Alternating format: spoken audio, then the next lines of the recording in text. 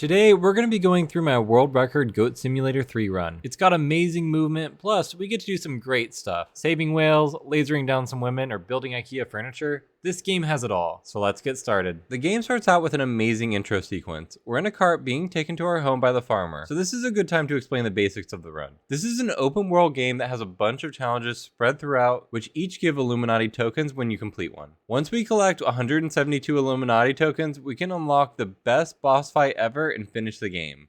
Now, get out of my Skyrim cart and go to the Goat Tower. First up, we need to sync up with the Goat Tower. While the cutscene for the Goat Tower is playing, we can still control the goat and need to start the first event. If you can see in the corner, here we grab some plant growth and we need to try to get it to the pots to grow 3 huge plants. Normally we can get 1 or 2 of the plants taken care of during the cutscene, but controls are super difficult. So this time, we're going to need to hover all 3 and press circle. This causes the plants to grow crazy tall, and now we can move on to the second event. Here we climb up a ladder in order to hit the 2 ropes holding the tractor up. This gives us enough currency in order to get our first super important upgrade for our goat, the boost shoes. These shoes boost us forward a moderate distance incredibly quickly. Right away we can use it to go forward, hit the oil can, and then slide on over to the 2 sides of this machine. The oil makes it super difficult to travel here. Once it's oiled up, we can put something in it, which finishes the event.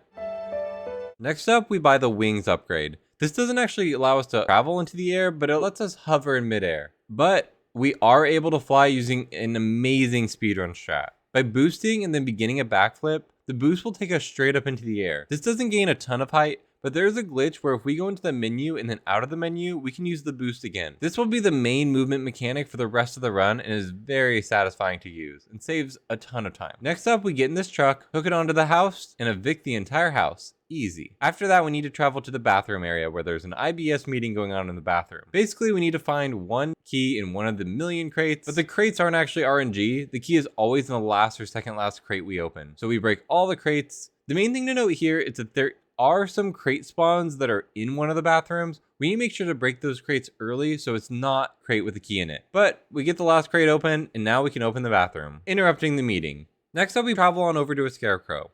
We pick him up and fly him over the farm, into the trees, into a demonic summoning circle. Then we grab another, bring him in, and finally bring a 3rd scarecrow. This would normally turn the scarecrows alive, turning us into a scarecrow, a little scarecrow party, but once we finish, we head straight over to the Farmer's Got Talent. Give green buzzers to everyone, get first place, and then fly over to the next section. Here we need to prepare dinner for the giant rooster. That's a good boy. Now we need to buy the Death Ray Bands to give us our main offensive ability for the run. This chicken event also gets us to 35 Illuminati tokens, which means we have a long way to go to get to 175. But the events are just gonna keep getting crazier. Next, we need to deck out our car with cool additions. Here it doesn't matter what we put, so we'll just go with this table, washing machine, light. Yeah, that'll do. We get our Illuminati points, and now we can head on over to the house a little bit of ways. Here, there's an old lady. In order to finish the event, we need to just laser her down. It can be a little tricky since she does fight back, but we managed to take her down, and now we can go to one of my favorite events. Here, we need to save Steve. You see the water? There's a guy drowning, and his name is not Steve. Yeah, Steve is a fish. We need to get him out of the water, save his life. So we save Steve, and then we have a bit of a journey to the next section, which is the spooky section. So all the color goes away. First, we play a whack-a-mole game that is actually pretty finicky, but then we need to play the church bells in a specific order. Once we play them, a small cutscene will play, and we can travel during that cutscene into the first grave. Once there, we can pay respects to the first one, travel to the second, pay respects for the second one, and then travel to the third. As the cutscene plays for paying respects, we need to bring a body to the church door. That's because the next event is called Fit for the Cross, where we need to force 4 people to run on the treadmill. Get it? Fit for the Cross? Because it's a gym in a church, but it's a play on words with CrossFit? So it's funny. Right after we finish the mission, we need to respawn. This will put us in the correct direction to start heading towards the next mission during the cutscene. We travel about the right distance and head over to the meal making demonstration. And here we need to make some additions. So we can grab anything to add to the meal. So this crate, this person, this other crate. And now we can move on to the next goat tower. We activate the goat tower and fly to the next section during the cutscene. Once that ends, this brings us to the Sweden section, where we obviously are going to need an IKEA portal. This section requires a lot of pieces, and the most efficient way to get the portal complete is by picking up the boxes that have multiple pieces in them and bringing them over to the workstation. This will save trips since we won't have to bring every single piece. This box here brings back 3, which is insanely efficient. But we put together the portal, which just shoots out Swedish people.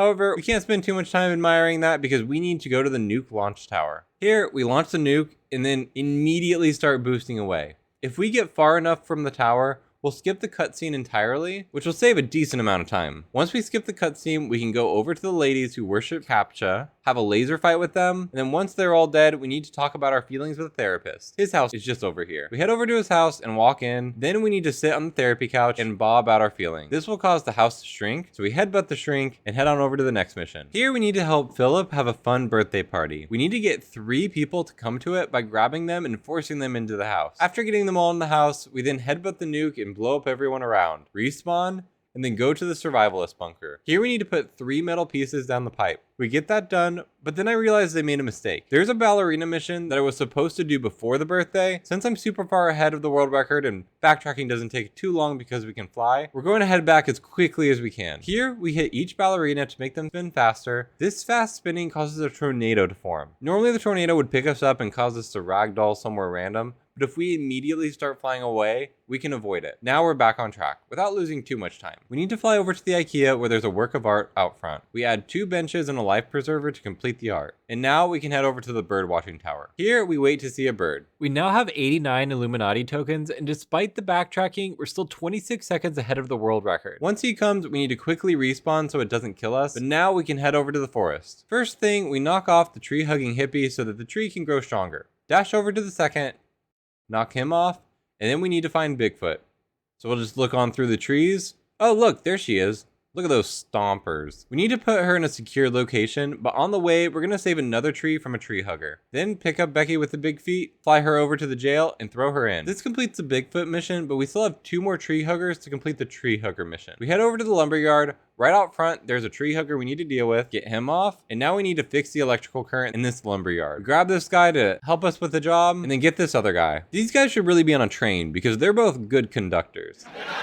And now that we're the heroes for saving the lumberyard, we can now go to the final tree hugger. It's a little more out of the way, which is why it's last, but we fly over and finally knock him out of the tree. Throughout the run, we earn cosmetic rewards that are automatically worn by our goat, and this is my favorite iteration in the whole run. Lumberjack outfit with hippie hair.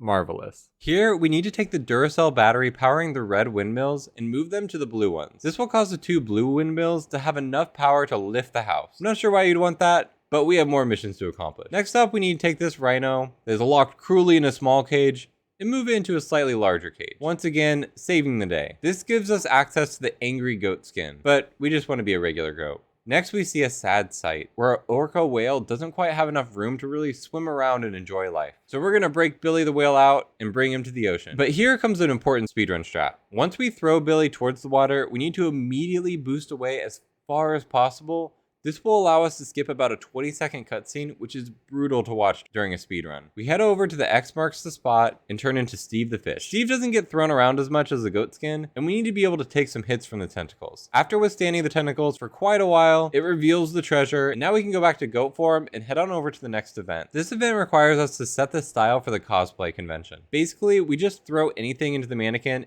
and that'll do for the style. After that is a quick one. We grab Excalibur and we easily pick it up by boosting away. This means we get to rule England. We take our sword and head on over to the balloon stand. We need to blow up this cat balloon. This balloon needs a lot of air. Once it's blown up, it's time for a bank heist. Here we can either boost through the wall or go over the wall. Boosting through the wall is finicky and pretty difficult on 60 FPS, so we're gonna go over the wall. We break the diamond, and then we need to press respawn right as the screen goes black. This will put us in the perfect position to jump over this wall and begin running for president. We go on stage and announce our candidacy, but that's not enough to win. Now we need to push voters into the booth in order to win the election. Man, I bet that's how the people we disagree with get elected, am I right? Once we get 7 votes through, we become the president. Pretty good. We get a nice little Lincoln Memorial statue, but we can't admire it too much because now we need to operate a crane with people on it. The objective here is to move the crane around a bunch so that all the people fall off. This doesn't kill them, and we know this because now we need to use those people to help lift a heavy crate. We line up the 4 workers, and then they use their collective strength to just throw it up into the air. But during the throwing cutscene,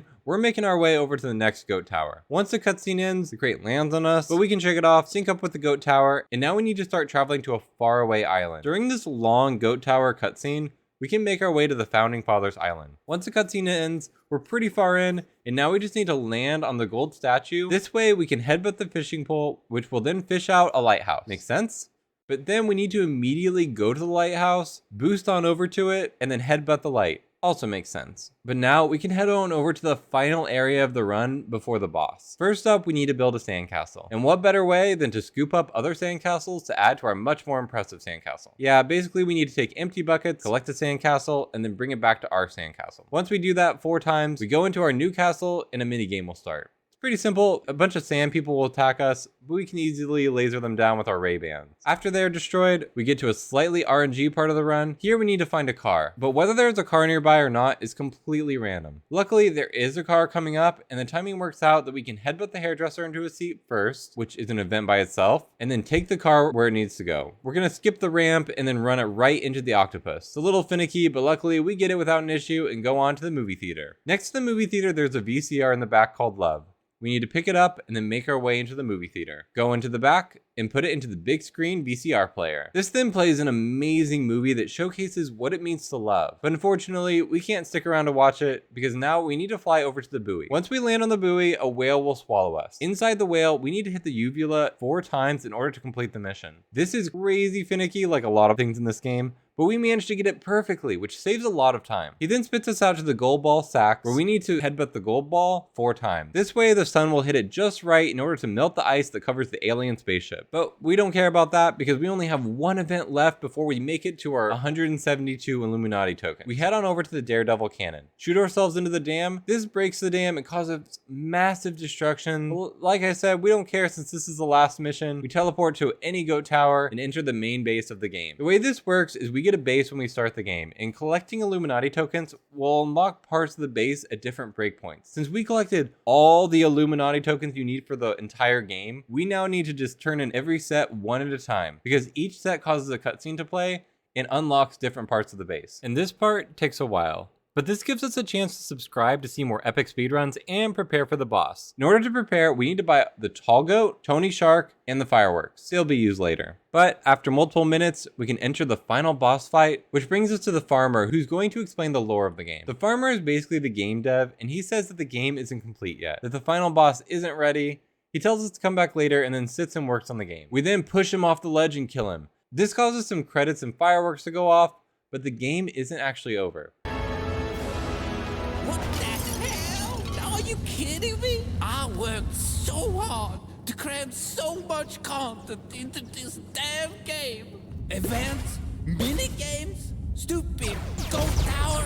What the hell is a goat tower anyway? He then says he's going to improvise the final boss. So now we're going to fight the farmer. First up, we need to avoid the bad swirlies, which isn't too difficult, but is even easier when we stand right in between them all. If we stand here, we can't get hit. Depending on my mood, I might dodge them or I might stand still, but this mechanic happens 4 times, getting increasingly complicated. Between each section, the farmer will jump in and just take some damage. On the final cycle of the boss, we now have to avoid tractors.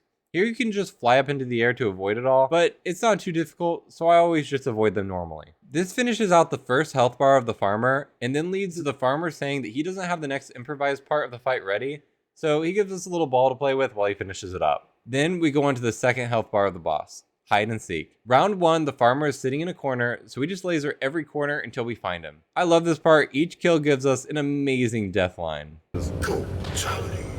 Roads win. Next, we need to switch to Tony Shark because he's lower to the ground and has stronger lasers. This will allow him to quickly destroy all the boxes with the ray bans and win round 2 easily. Round 3 is a bit trickier because the farmer always hides high up, but we can switch to the tall goat and then just begin a backflip with the lasers on in order to get him. Finally, round 4, there are just a bunch of people wearing the farmer's clothes, and we need to find and kill him. This ends the farmer's second health bar, and then he starts looking in an old box. He pulls out a Game Boy and sucks us into the game. Here we basically play a Mario level, but for the speed run, we're going to use the flying mechanic that we've been using throughout the entire run to beat the level super quick. And now we can move on to the final part of the boss. The farmer is angry and accidentally destroys a server tower in his anger. This causes us to break into the server room. Here we can switch to Angry Goat and use the fireworks. We can't change our directions, but we can just fire fireworks aimlessly and hopefully destroy a lot of the servers during the cutscene. But after the cutscene plays, we just use our lasers and try to laser down the rest of the servers we missed. This causes the farmer to be pretty upset. Oh, the servers! But now we destroyed all the servers. The game is crashing. I think we all know what the final part of this epic and insane video game is going to be. That's right, a racing section. We need to get in a car and try to escape the game. I do think this is a pretty cool just visually. We're going through the map while it's falling apart because all the servers are destroyed. However, as a speedrunner, this part is crazy annoying. The smallest misstep will fling our car into the air, causing time loss right before the end of the game. But we managed to keep the car relatively under control and finish the run with a 34:20, beating the world record by over 30 seconds. But that's not all. By finishing the game, we unlock the farmer skin, which is pretty cool. It will let you add assets from the game anywhere, like Fortnite style. I spent a lot of time trying to find the coolest speedruns, and while looking, I've come across some hilarious categories. Click here to see a list of 10 hilarious speedrun categories that I've never heard of before that I just randomly found searching.